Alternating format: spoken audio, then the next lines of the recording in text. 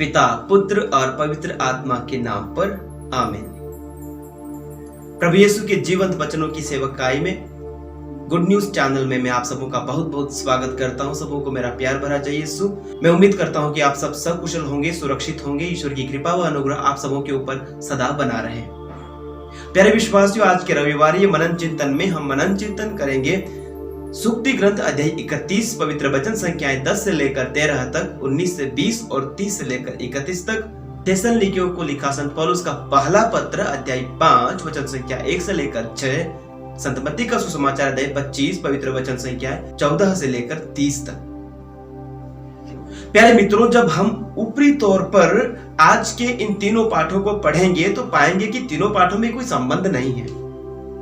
पहला पाठ जहां पत्नी के बारे में बताता है, वहीं दूसरा पाठ मसीह के आगमन के बारे में बताता है और सुसमाचार नौकरों के बारे में। पहले पहल मुझे भी यही लगा, पर गहराई से मनन चिंतन करने पर मैंने इनमें एक गहरा संबंध पाया। आज के पहले पाठ में सचरित्र पत्नी का वर्णन मिलता है। सूक्ति ग्रंथ 31 बहुत ही सुंदर तरीके से एक आदर्श पत्नी की परिभाषा पेश करता है। आदर्श पत्नी की सबसे बड़ी खासियत उसका भरोसेमंद होना बताया गया है। वचन 11 में कहा गया है, उसका पति उस पर पूरा पूरा भरोसा रखता है और उससे बहुत लाभ उठाता है। वचन 11 में कहा गया है, उसका पति उस पर पूरा पूरा भरोसा रखता है और उससे बहुत लाभ उठाता है। वैवाहिक जीवन दृढ़ बनाए रखने के लिए एक दूसरे पर विश्वास व भरोसा बनाए रखना बहुत ही जरूरी होता है। विश्वास अथवा भरोसे का निर्माण सिर्फ सच्चे प्रेम की बुनियाद पर किया जा सकता है। यदि आपका प्यार सच्चा है तो आप चाहकर भी बेवफाई नहीं कर सकते, और यदि आप बेवफा हैं तो आपका प्यार सच्चा नहीं हो सकता। जो जितना विश्वास पात्र होता है उसका प्रेम भी उतना ही गहरा होता है। ये बात तो हो गई वैवाहिक संबंध की। अब इसका हमारी आध्यात्मिकता से क्या ताल्लुक है?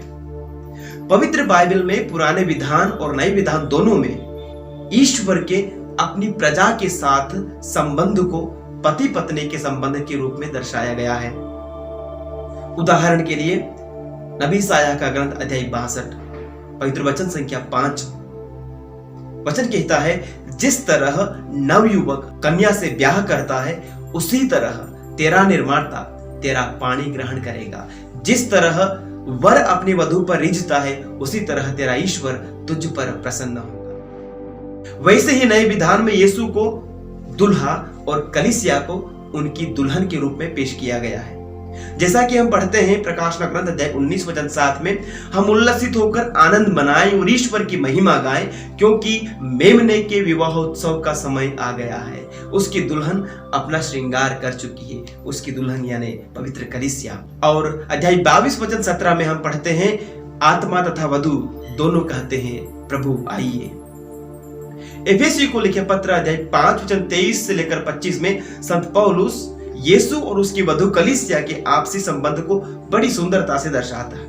वहां पर लिखा है, पति उसी तरह पत्नी का शीर्ष है जिस तरह मसीह कलीसिया के शीर्ष है और उसके शरीर के मुक्तिदाता। जिस तरह कलीसिया मसीह के अधीन रहती है उसी तरह पत्नी को भी सब बातों में अपने पति के अधीन रहना चाहिए। पतियों, अपनी पत्नी को उसी तरह प्यार करो जिस तरह से मसीह ने कलीसिया को प्यार किया है। तो वचन के अनुसार ईश्वर का हमारे साथ जो संबंध है वो एक पति पत्नी के संबंध जैसा है।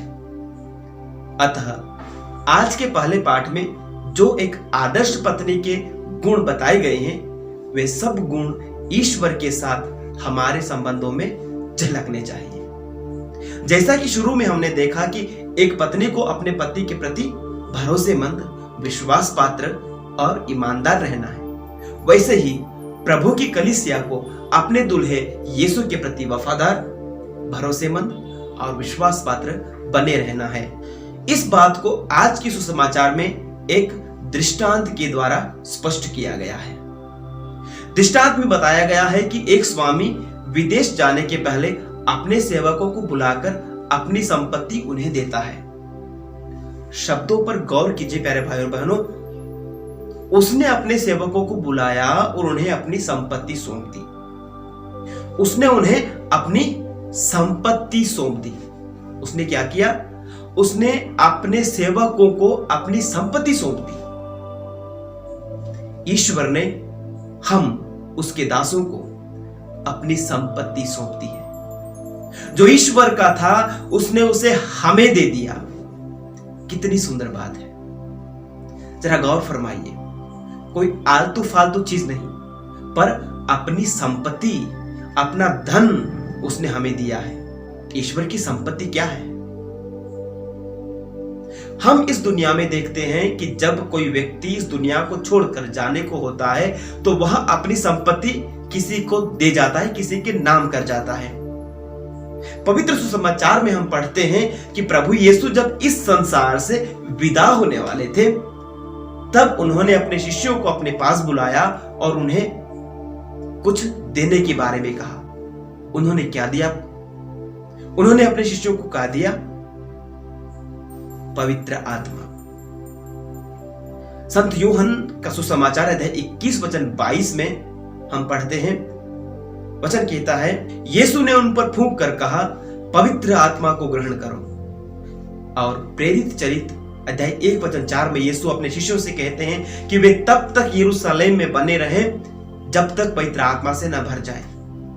आगे हम देखते हैं अध्याय 2 में कि ईश्वर ने अपना स्वर्गिक भंडार खोलकर अपना आत्मा रूपी खजाना प्रेरितों व यीशु की माता सहित अन्य लोगों के ऊपर उंडेल दिया। वे सब उस स्वर्गिक खजाने से भरपूर हो गए। और जैसा कि हम देखते हैं, संत पेतरुस तुरंत ही उस खजाने का सदुपयोग करते हुए प्रेरिताई में लग गया। जिस तरह से आज के सुसमाचार में पहले और दूसरे सेवक ने मालिक की संपत्ति का सदुपयोग करते हुए उसे बढ़ाया, संत पेतरुस और अन्य प्रेरितों ने भी आत्मा के अनुग्रह से भर करके, कृपादानों और वरदानों से भर करके अपने जीवन में उन कृपादानों और वरदानों को बढ़ाया और उसका सही उपयोग किया। उन्होंने पवित्र आत्मा के फलों और वरदानों का अपने जीवन में भरपूरी से उपयोग किया। आत्मा से भरपूर होकर पेतरुस ने पेंतकोस्त के दिन ही एक तरह से अपना आत्मिक व्यापार किया और 3000 लोगों को ईश्वर के राज्य में मोल लिया है। उसी प्रकार अन्य शिष्य भी पवित्र आत्मा रूपी खजाने से संपन्न होकर दुनिया के कोने कोने में गए और ईश्वर के राज्य और उसके मूल्यों को उन्होंने प्रचारित किया, उसका उन्होंने प्रचार प्रसार किया। प्यारे विश्वासियों, बपतिस्मा संस्कार, दृढ़ीकरण संस्कार और पुरोहिता संस्कार में तथा जो धर्म संगी है उन्होंने अपने व्रत धारण के समय तथा आत्मा के अभिषेक की करिश्माई प्रार्थनाओं के माध्यम से हमें वही आत्मा का खजाना मिला है। हमने उस खजाने का उपयोग कितना और किस प्रकार किया है? क्या हमने आज के सुसमाचार के पहले और दूसरे सेवक की भांति आत्मा के वरदानों को अपने जीवन में बढ़ाया है? सुसमाचार में हमें बताया गया है कि हर एक को अपने स्वामी ने उनकी क्षमता के अनुसार, उनकी ताकत के अनुसार दिया। पहला कुरिन्थियों अध्याय 12 वचन 7 से लेकर 10 में प्रभु का वचन कहता है, किसी को आत्मा द्वारा प्रज्ञा के शब्द, किसी को उसी आत्मा द्वारा ज्ञान के शब्द मिलते हैं और किसी को उसी आत्मा द्वारा विश्वास मिलता है।